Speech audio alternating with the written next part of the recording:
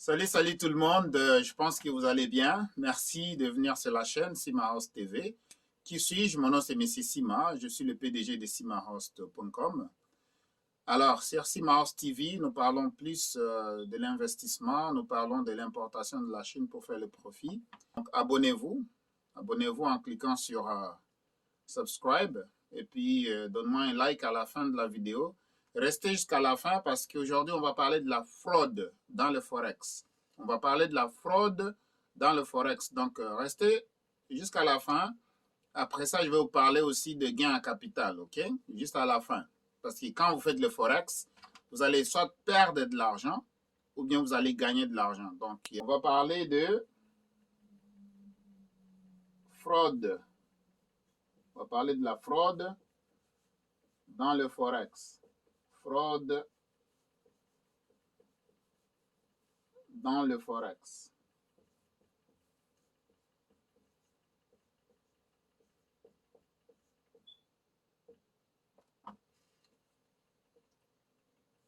C'est quoi le Forex?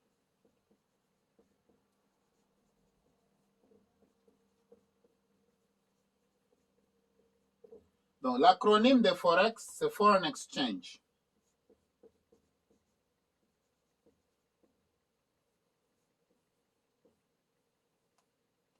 Foreign Exchange. Okay. Il y a un jeu ici. Donc, il y a beaucoup de monnaies qui transigent dans ce système-là qu'on appelle Forex. Okay. Vraiment, l'échange de monnaies, c'est un marché comme la bourse de New York, la bourse de Toronto, la bourse de Londres, la bourse du Japon, ainsi de suite. Donc, c'est des ordinateurs qui sont interconnectés. Les gouvernements et les banques s'interchangent de l'argent à travers ce système-là. Donc, étant donné que les devises, il y a toujours des paires de devises. OK? On compare toujours des paires de devises. Par exemple, le USD, JPY. Donc, on est en train de comparer les dollars américains au yen japonais. Ou bien ça peut être euro, donc EUR, CAD. On peut comparer l'euro versus le dollar canadien. Donc, les banques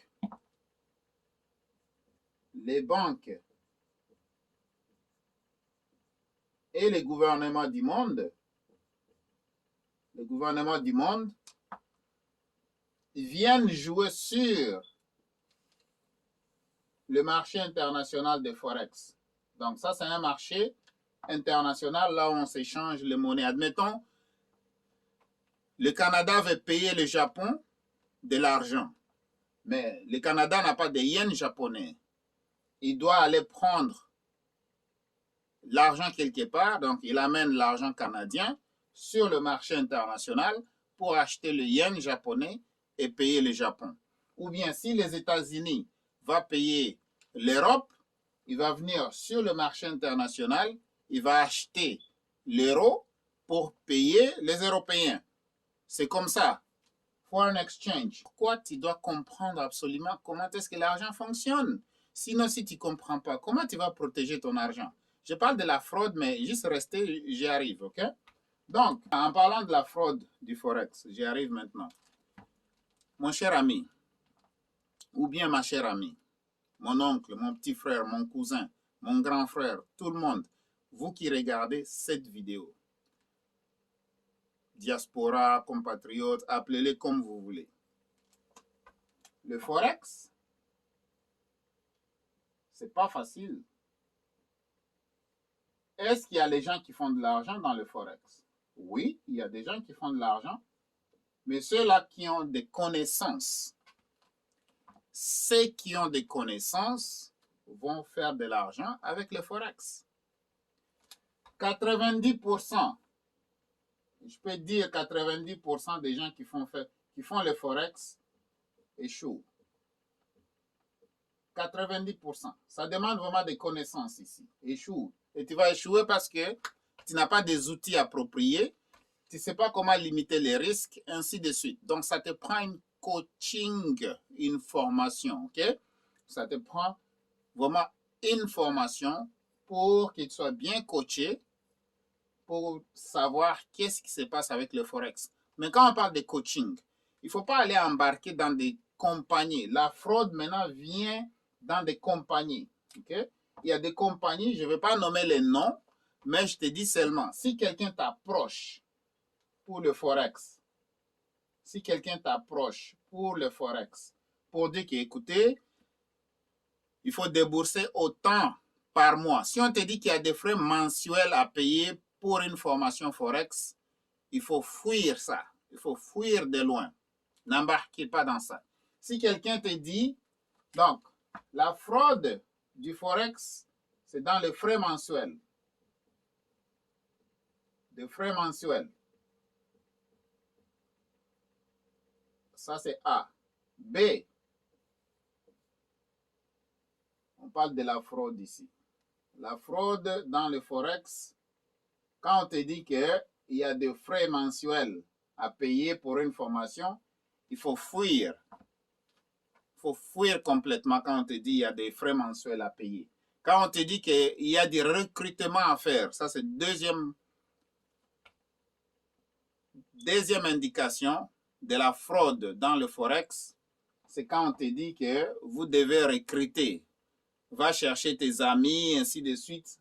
Ça c'est une fraude. N'embarque pas dans ça. Recrutement.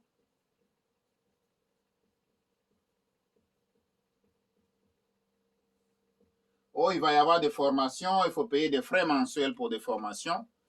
Il faut fuir de loin. N'embarquez pas dans ça. Quand on te dit qu'il va y avoir des recrutements, qu'il faut recruter, ou bien il y a des packs. Quand il y a des packs à vendre, il y a des packs de formation à vendre.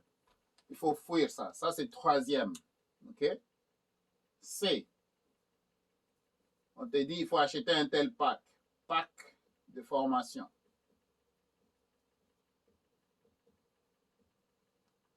Il faut fuir ça. Donc, voilà. Je suis là pour vraiment te donner un avertissement. C'est vraiment un avertissement. Quand tu vois au sujet de Forex, ça c'est la fraude qui est actuellement en train de se passer partout à travers le monde. Ici au Canada, et l'autorité du marché ne va rien faire de ça. Même le gouvernement du Canada ne va rien faire de ça. Alors c'est à toi de te protéger. Parce que quand on vient te proposer des marchés comme ça, le gouvernement n'était pas là. L'autorité du marché financier n'était pas là. Alors si tu te fais frauder, c'est ta faute. Maintenant, moi, je suis là en tant qu'un citoyen concerné. Moi, j'ai fait le Forex. Mais avant de faire ça, j'ai dû apprendre d'abord. J'ai acheté une formation une seule fois. J'ai appris. J'ai été coaché. Et c'était fini. C'est tout. Maintenant, j'utilise la connaissance que j'ai. Mais si quelqu'un vient et te dit, écoutez, il y a des frais mensuels à payer pour ta formation pour rester dans la compagnie. Il y a des recrutements à faire. Donc, quand on te dit qu'il y a des packs de formation à payer, il faut fuir ça. Oh, il y a des packs de $100, $200, $300. Hein? Quand on te dit qu'il y a des packs, hein? Donc, des packs, c'est des modules. Donc, pack de 250, pack de 500, pack de 1000. Et puis, on te dit, écoutez, si tu commences avec le pack le plus grand, c'est à ce moment-là que ça va bien aller. Non. Quand tu vois ça ici, là, il faut fuir ça. Ça, c'est pas bon. Faut pas embarquer dans ça. Donc, ça, c'est des pyramides, là où vous devez recruter quelqu'un pour que quelqu'un paye et puis toi, tu vas avoir une portion de cet argent-là. Non, faut pas embarquer dans ça. Donc, ça, c'est de la fraude au niveau des Forex. Ça se passe ici, ça se passe à Dubaï, ça se passe en Australie, ça se passe aux États-Unis, ça se passe ici au Québec. Donc, il faut faire attention. Il faut faire attention. Si vous avez des enfants, vous qui regardez cette vidéo, si vous avez un membre de famille qui a des enfants de 18 ans et plus, parce qu'ils ils sont ciblés, ils n'ont pas de connaissances dans tout ça. Alors, c'est à vous de les aider. Passez le mot, s'il vous plaît. Passez le message, s'il vous plaît. Aidez quelqu'un à protéger son argent. Passez le message, s'il vous plaît. Aidez quelqu'un à protéger son argent, OK? Vraiment, aidez. Si vous avez des enfants aussi de 18 ans et plus, passez les mots. Parlez à vos enfants.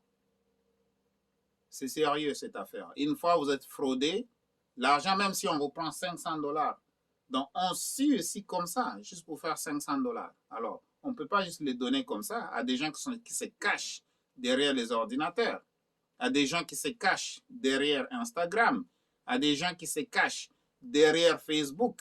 Parce que la majorité de nos jeunes, ils sont sur les réseaux sociaux. Et c'est là où on les attrape là-bas. Derrière les écrans, il y a des choses qui se passent. Si quelqu'un vient dire à votre jeune, voilà, il y a une formation, on va être riche, on va vous vendre des rêves qui sont miroités, écoutez, donnez à vos jeunes des avertissements. Même vous-même, il ne faut pas tomber dans des cas comme ça. Le Forex, oui, tu peux faire beaucoup d'argent avec si tu prends la formation. Cette formation-là ne doit pas être suivie avec des frais mensuels à chaque année. Cette formation-là ne doit pas être suivie par des recrutements. Ces formations-là ne doivent pas être suivies par des packs de formation. Une formation Forex, c'est une formation Forex. Celui qui veut te donner ça, il va se dédier, il va te donner ça jusqu'à ce que tu comprennes. Et voilà, ça se limite par là. Tu lui payes sa formation une seule fois. Et si de bonnes fois, il veut le faire gratuitement, il peut aussi le faire parce qu'il fait déjà de l'argent avec le Forex. Pourquoi il va vouloir te charger? Bon, peut-être parce que c'est la cupidité de l'homme, mais écoutez, il y a beaucoup d'argent à faire dans le Forex. Si tu veux travailler sur un smartphone, un téléphone, tu peux le faire, mais il faut prendre une formation. La vidéo aujourd'hui a été faite seulement pour vous mettre en garde de faire attention si quelqu'un vient vous voir avec des stratagèmes, des pyramides, qui est avec le Forex, avec le trading. L'autre mot qu'ils utilisent, c'est le trading.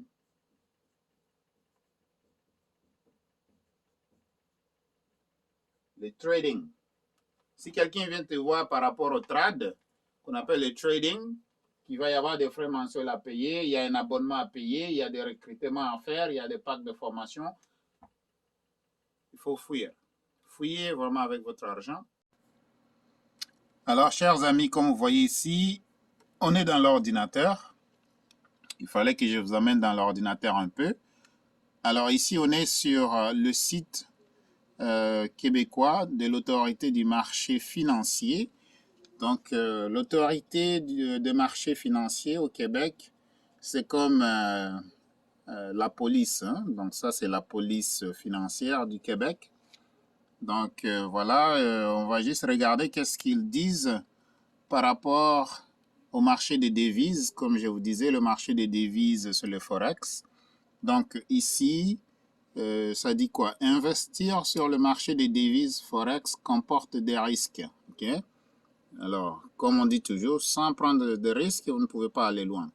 Alors, qu'est-ce que le marché de Forex des devises? Le marché des devises Forex, ça dit ici très bien, le Forex, une abréviation pour Foreign Exchange, est un marché d'investisseurs dont les banques et des caisses de retraite qui s'échangent des devises.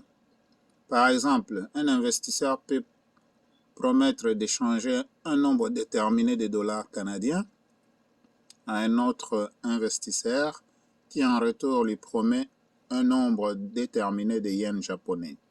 Un investisseur pourra faire des profits sur le marché de Forex s'il prévoit correctement comment les taux d'échange entre deux devises variera dans le futur. C'est pourquoi je vous avais dit, c'est une question de parier, ok? Pour reprendre le même exemple, si la valeur du yen augmente, l'investisseur qui reçoit les yens pourra les revendre à meilleur prix. Alors, on monte un peu. L'investisseur sur le marché Forex, utilise en général une plateforme sur Internet. Cette plateforme est souvent exploitée par un courtier ou par un fournisseur pour les comptes d'un courtier. Donc voilà. Quels sont les risques? Plusieurs facteurs influencent la valeur des devises. Par exemple, des événements politiques, des événements économiques, des catastrophes naturelles. Pour investir sur le Forex, il faut avoir le temps, les connaissances et les compétences. J'arrête pas toujours de vous le dire que vous devez avoir des compétences, des nouvelles compétences, ok? Alors là, afin d'analyser beaucoup d'informations, voilà, certaines stratégies utilisées sur le marché des devises sont très complexes. Par exemple, l'effet de levier consiste à emprunter de l'argent pour l'investir. Cette stratégie signifie que l'investisseur devra rembourser le montant emprunté, même si le placement n'a pas été rentable. Un investisseur peut aussi perdre plus que son placement initial si le marché des devises n'a pas évolué selon ses prévisions.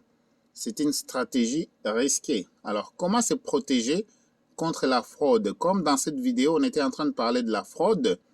Comment se protéger contre la fraude sur le marché des devises? Alors, regardez très bien.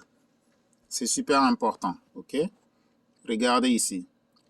Rares sont les investisseurs qui peuvent s'aventurer sur le marché des devises sans y perdre de l'argent. Méfiez-vous si on vous dit le contraire.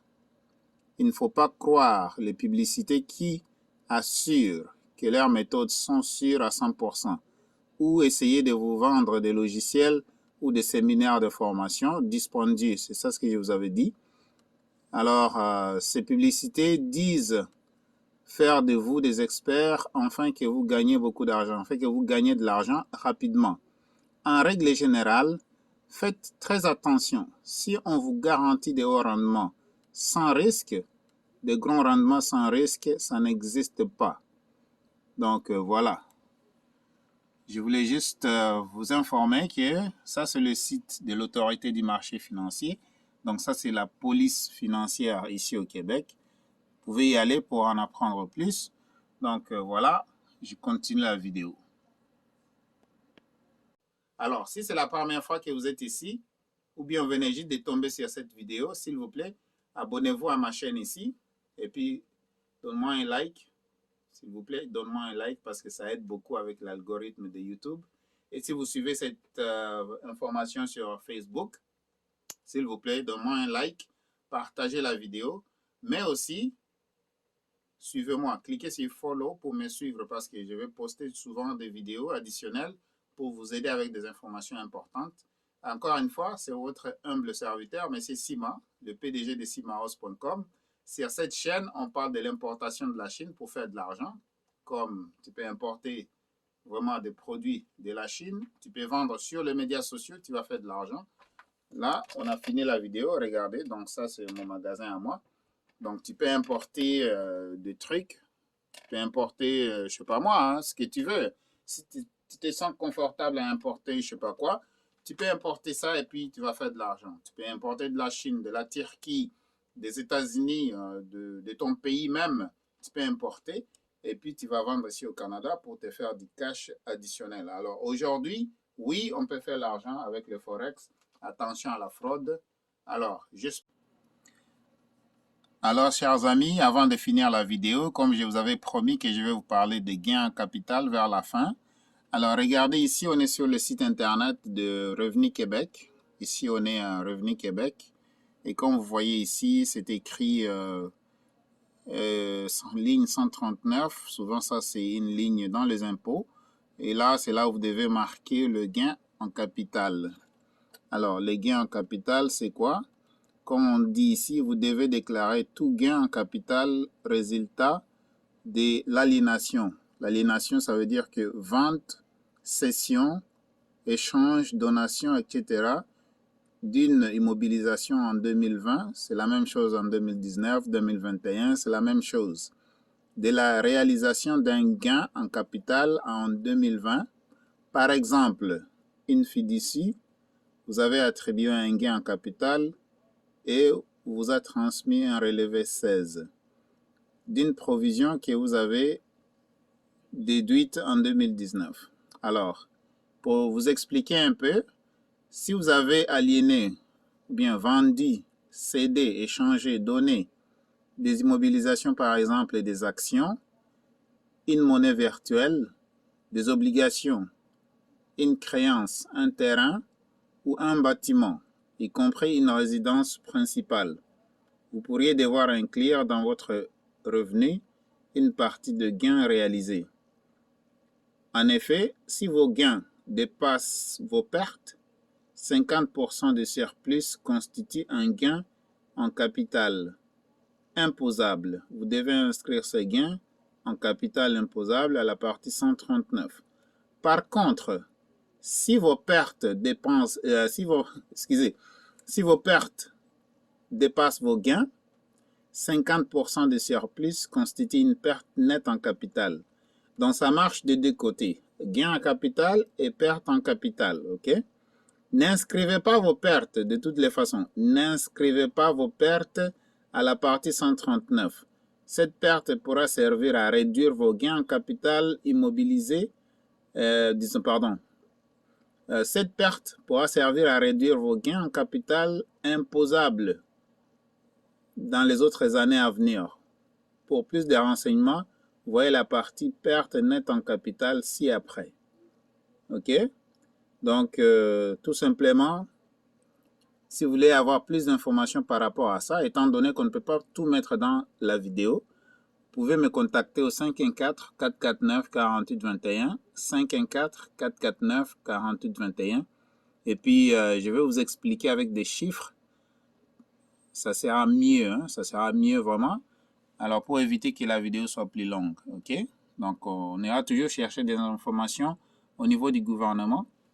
Et à ce moment-là, vous serez bien informé et puis vous serez quand même bien outillé pour faire vos impôts à chaque année et récupérer ce que, disons, une partie de l'argent qui est la vôtre.